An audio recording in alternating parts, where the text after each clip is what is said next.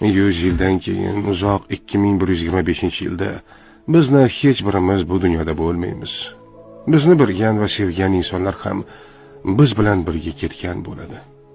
Biz shunchalik ehtiyotkorlik bilan qurgan uylarimizda begona odamlar yashaydi. Butun hayotimiz davomida mehnat qilib yig'gan mol-mulkimiz bizdan keyin kelgan avlodlarga yoki notanish odamlarga o'tadi. Ehtimol bizning nabiralarimiz yoki chevarlarimiz ham kim bo'lganimizni eslashmaydi. Axir kim o'zining katta bobosining yuzi yoki ismini eslay oladi?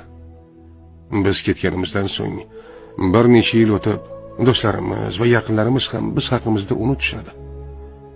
Yana bir necha 10 yillardan keyin esa suratlarimiz yo'q qoladi. Hikoyalarimiz o'chadi.